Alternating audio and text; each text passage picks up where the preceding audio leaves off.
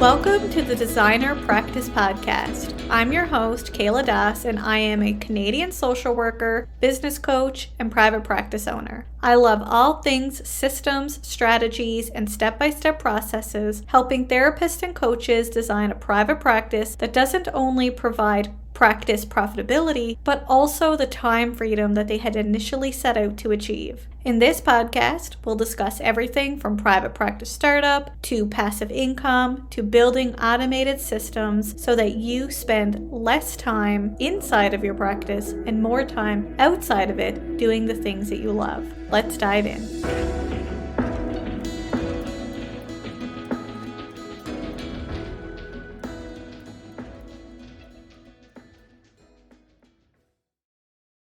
Welcome back to the Designer Practice Podcast, and I'm your host, Kayla Das. In today's episode, we're going to be discussing how niching a private practice can help you and your practice. Now, niching is one of those controversial topics, and I say that jokingly because there's often fear among private practitioners that if we start niching our private practices, that we'll start losing clients or turning clients away, which of course then impacts income. However, this is totally a misconception, and actually the reverse is true. When we niche our private practices, we're allowing more people to feel connected and to feel heard by our marketing initiatives. When we niche our private practices, we actually start gaining consistent income and consistent referrals by clients themselves, referral partners, and just it often feels easier to put ourselves out there because now we know who we can say we help versus saying we help everyone. Now, I do want to say that there is nothing wrong with being a generalist practitioner, especially if that is what you want in your private practice. However, there are some disadvantages to being a generalist practitioner, and we're going to be discussing some of those later as well. But before we dive in, I do want to explain what niching is. If this is the first time you've ever heard the word niching, basically niching a private practice is when we start to specialize with a specific client population who has specific circumstances or problems that we often support. If you've been listening to me for a while, in my private practice, I work with workplace burnout. And that was my specialty. So that is how I niched. And even now in my business coaching, I'm a business coach for therapists and coaches.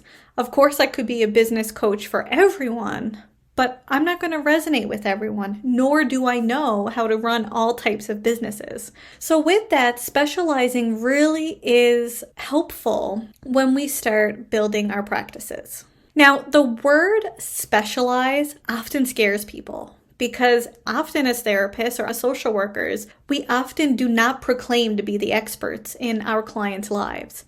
And what we mean by specialist is that we start narrowing our focus to a specific problem so that we can really help specific clients who are coming to seek therapy or coaching. If we were to think of as being consumers ourselves, so let's put therapy to the side for a little bit. If you had a problem or a situation or something you needed support with, whether you needed a product to solve that problem, whether you needed someone to talk to about that problem, often what you do is you look for something specific. For instance, a couple years ago, my husband bought me a Dyson vacuum, and it was because I had one specific problem. I had this big, clunky vacuum that I was trying to carry up and down over the stairs that was just so difficult to do. So as a result, we ended up getting an expensive vacuum. And we're not people to go out and spend lots of money on different things, but because this solved a specific problem, it was lightweight, it was easy to carry up over the stairs, I could easily vacuum the stairwell. All of that made it super easy decision for us to purchase a Dyson. Now, you might be thinking, okay, what does a product have to do with therapy or coaching? Well, our clients are really coming to us to solve specific problems too. And although we might not proclaim to solve these problems, we usually help people through them and provide skills and strategies and all of those types of things. People are seeking help with something specific.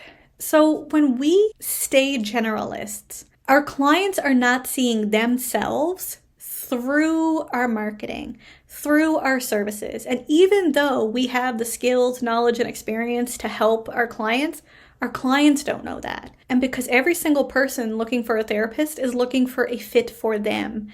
And when we stay so broad, we're not showcasing ourselves like the Dyson, right? The Dyson really wants to show that it's lightweight and easy to carry. And as a result, I bought it.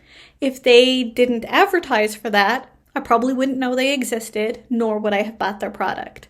So, going back to therapy, it's really helpful when we niche that we can really show up for our clients. So how can niching a private practice help you? Well, first of all, when you become a quote-unquote specialist in a particular area, you become known for that area. So when other therapists or clients or anyone is looking for a specific person in that particular area, it's going to be a really easy decision on who to refer to. And this has happened for me in my private practice a lot. There are some therapists who have niched or specialized in a specific area that I do not specialize in, nor do I work in.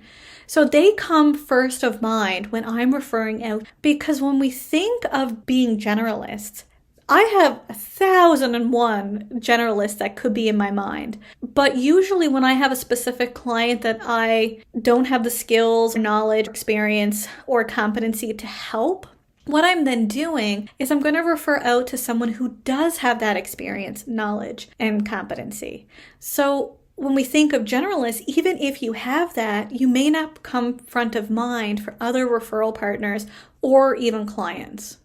The other piece of niching a private practice is it really helps you create effective marketing copy that speaks directly to your ideal client instead of speaking to everyone. And this is really important because a lot of the times as therapists, we almost create our marketing as if we're writing a resume. And if we think of the most effective marketing strategies that us as consumers have ever purchased, if you ever watched a commercial or saw an ad and you bought something, was it because they were highlighting themselves, their skills, why their product is the best? Or was it that it was really targeting you, your needs, and how that can actually help you achieve whatever result, solution, or situation that you were looking for? And I'm assuming it's probably the latter, because if I look at things that I have bought, it's always been when people are telling me the things that matter to me, not the things that matter to them.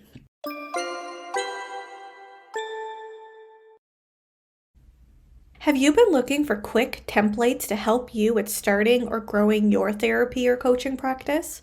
Whether you're looking for practice startup forms, branding kits, a consultation script, or a step-by-step process for writing effective therapist directory profiles, I have you covered. Instead of starting from scratch, check out my Designer Practice digital template shop on Etsy to find templates that best fit your practice needs. If you're not yet in the market for purchasing digital templates, follow my shop on Etsy so you don't miss a thing. Head on over to the Designer Practice digital template shop at designerpractice.etsy.com. That's designerpractice.etsy.com. Now back to our episode. So when we niche our private practice, we can really listen to what our clients are saying. We can reflect that back in our marketing copy. So we can reflect the thoughts, the emotions, the feelings, the behaviors, all of these things back to them, what they want to see out of therapy and coaching. These are all the things that our clients want to know. They want to know how you can help them. They're not as interested in knowing about you. And in many ways, they assume that if they're looking for a therapist, that you have the credentials, that you have the experience. But really what brings them in is that they see themselves through your marketing copy. And the only way to do that is to start specializing or niching down, because everyone has different needs, especially if we go across different client populations. What's really interesting is that when we as therapists work in organizations, we are pretty much niched. And what I mean by that is that when you apply for a job, unless you're applying for a casual position, you are working in a specific area. Whether you're working on a mood disorders unit at a local hospital, whether you're working at a domestic violence shelter, basically wherever you are working, you are quote unquote niched. Now, of course, in saying that, this isn't your own business, but for some reason, we understand that it's okay to niche ourselves when we're applying for a job at an organization. But when we start building our own businesses and our own private practices, it's both scary and sometimes it can feel almost exclusionary. But I tell people, you're not being exclusive by niching down, you're being inclusive because people are going to see themselves through your marketing copy and as a result, contact you. This kind of aligns with being known for a specific area, but if you niche, you stand out amongst other therapists who have not yet niched. Because I always say that if you're a generalist therapist, you are one of 1,000 or 2,000. But if you niche down, you're one of one or one of two, or maybe one of 5 in your area. But the probability of you being thought of and clients reaching you because they're dealing with a specific problem is a lot higher, because if you're one of one or one of 5, that's a lot less therapists that you're competing against than the one of thousands or one of 2,000. The other thing is it provides you clarity about who you serve so that you can actually share this with other referral partners. People may ask, what do you do? And you might say a therapist, and the next question is usually, oh, who do you work with? And then we say, well, anyone who needs help. This doesn't necessarily provide clarity for a potential referral partner who wants to refer out or to build their own referral list.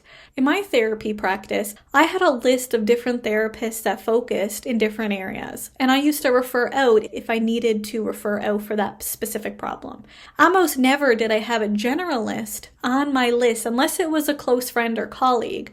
But it was more difficult to refer even to the people that I knew that were generalists because they weren't clear about who they served. I wasn't clear about who to refer. So that's another reason why niching in your private practice can be helpful. And this final one, I really noticed for myself. When we start niching a private practice, we start decreasing imposter syndrome. And let me explain that. When we try to work with everybody, we really don't know everything. We don't know all the therapeutic techniques. We don't know all the strategies. We spend so much time outside of our therapy sessions trying to find the right worksheet or the right therapeutic approach, and we're always chasing instead of starting small, niching in, and expanding out as we start growing our practice. Because even if you niche now, it does not mean you have to stay with that niche forever. And I think that that's what stops some therapists, is that they believe that if I have to niche today, going back to my example with workplace burnout, that means I always have to stay with that. Absolutely not. And even if you do advertise for that particular clientele, you're not always going to just get that clientele. Even though I've always advertised for workplace burnout, I often got people with relationship breakdown because one of the symptoms of workplace burnout is taking work stress out on loved ones, specifically one's spouse or partner. And as a result, that often was the major contributor or major situation that led someone to seek counseling. And it's understanding that even if someone is coming for one specific problem, it doesn't mean that that's the only problem that they're experiencing. So you can still have an array of clientele that you're going to be working with. But going back to the imposter syndrome piece, it really helps because what you're doing now is you're expanding out as you go versus being so expansive that you feel that you don't know enough.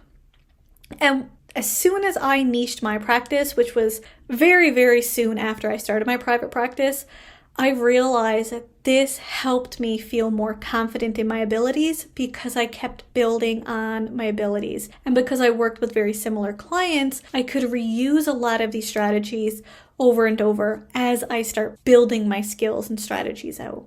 So again, it can really help not having to chase after all the therapeutic approaches or finding the right worksheet or finding the best approach. So I want to break down one of the fears is that niching a private practice will limit client referrals. And I want to answer this with a yes and a no. Yes, in the sense that it will limit your client referrals because you won't be accepting clients who you might not yet be trained to work with, or that you feel confident with, or that you even want to work with. Because what you're doing now is you're really focusing on a clientele that you love to work with, that you want to work with, and as a result, you are showcasing how you understand them and their specific issue.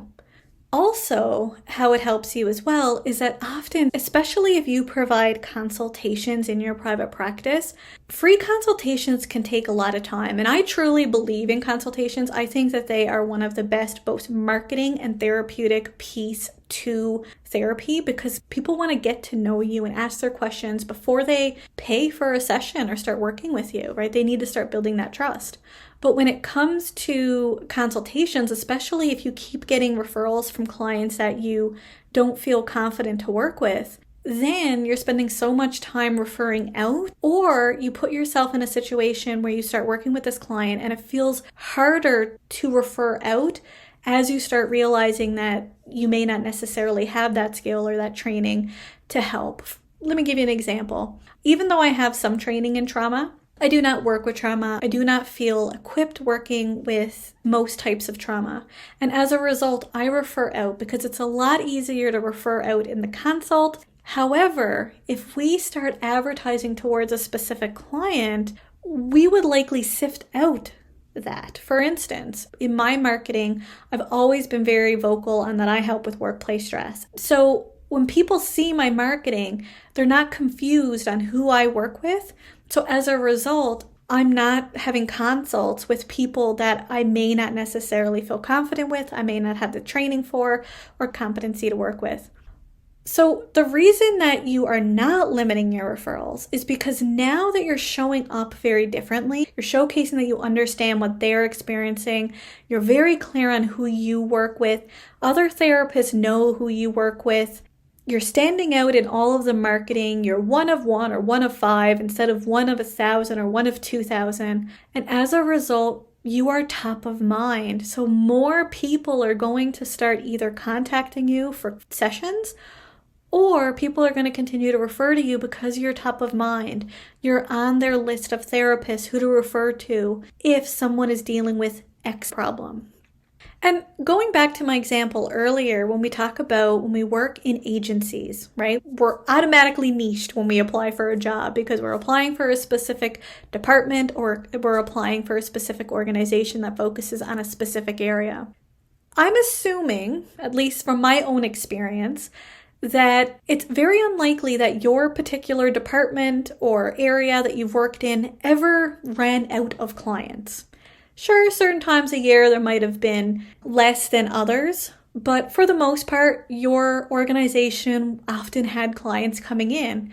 And that's because the clients who were coming to that particular area that you were working in knew that you could help them, or that department or that organization could help them with their specific issue, their specific problem. So that is why it does not limit client referrals, because now you're getting more referrals because people really understand who you're working with and can refer to you. If you've ever struggled with the legal stuff in your business, I have 2 words for you: legal templates. Corinne Boudreau, a Canadian lawyer and business owner of Online Legal Essentials, sells affordable, downloadable legal templates for therapists, coaches, and course creators. From the Regulated Health Practitioner Legal Template Pack, to the Coaching and Course Creator Package, to website privacy policies, she has it all. So why not just purchase pre-made templates to avoid all the unnecessary legal headaches? Head over to Online Legal Essentials by checking out kayladas.com/online legal essentials.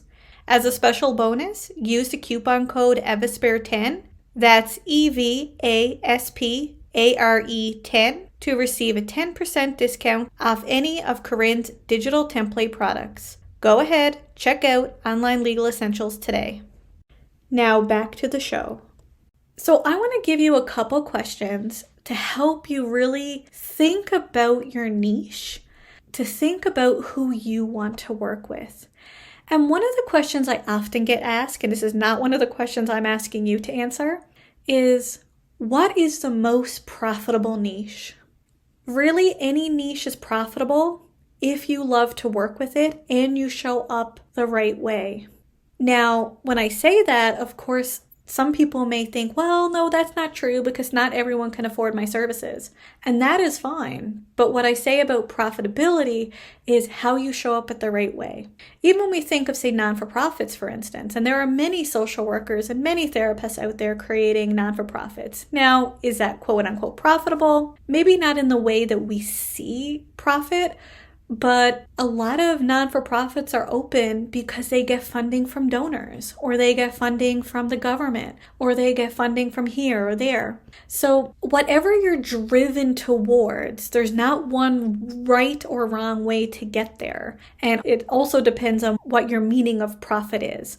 But I'm going to assume you're talking about a private practice, that you are not doing a non-for-profit. So of course, in saying that, maybe there's some populations that may not necessarily be as quote unquote profitable, but it's really about who do you want to work with? And that might even come back to why you even want to start a private practice. Because if you are driven to work with people with X, Y, and Z problem, and they may not necessarily be able to afford private practice services, it's then asking yourself, is private practice the right way for me?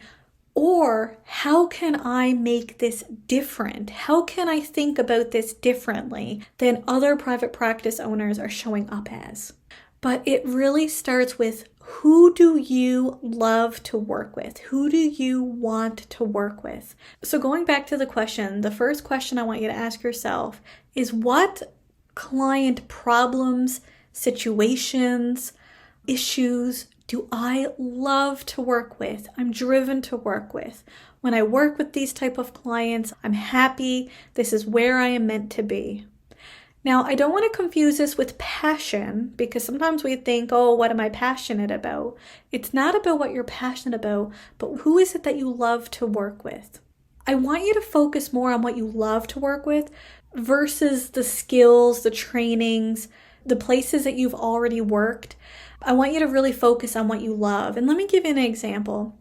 Prior to going into private practice, I worked with domestic violence, and I feel like I have the skills, the knowledge, the experience to be able to help people who are experiencing domestic violence. However, it's not what I love to do. I love to work with people with career development, with leadership, with living the life you want to live within your own business. And these are the things I'm passionate about. I never worked in it prior to coming into private practice. I was that person. I wanted to find myself. I did find my calling. I did build a business. I did build a private practice, and that's why I help others. So it might be that you have previously been this person. It might be your previous self who your ideal client is.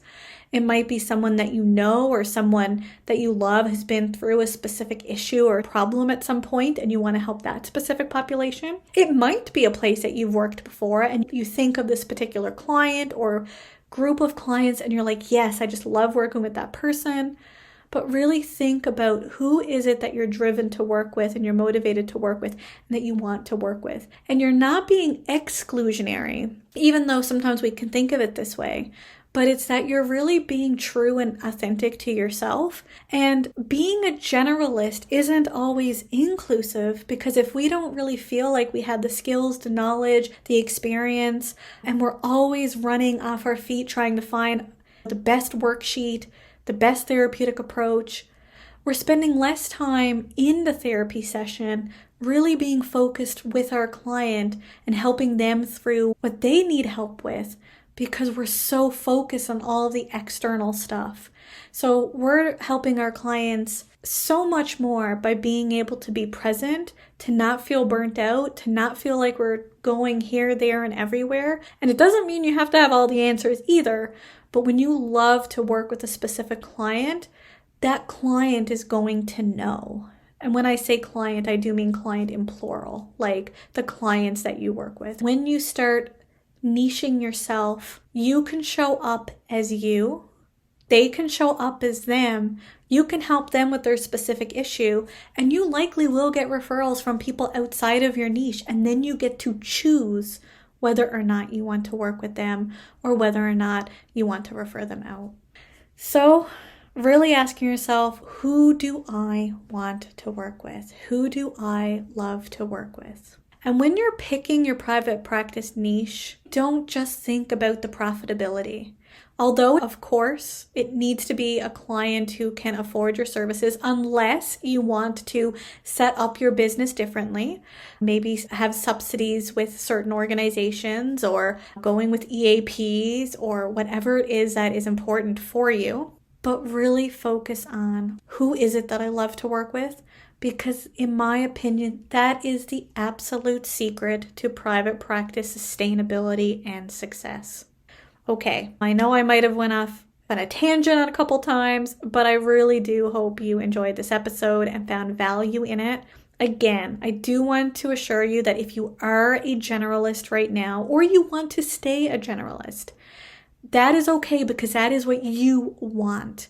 But just know that for all the reasons I've shared in this episode, being a generalist is harder in the market. It's not impossible, but it's harder. And you might actually have to put a lot more work into market. You might have to put a lot more work in to have all of the skills and knowledge and experience to feel confident and ready to go. And you might start experiencing a little bit more imposter syndrome because you have different types of clientele coming up every day. But if that gives you joy and if that is what you want to do, no one is telling you can't do it. Thank you, everyone. I hope you enjoyed today's episode. Until next time, bye for now.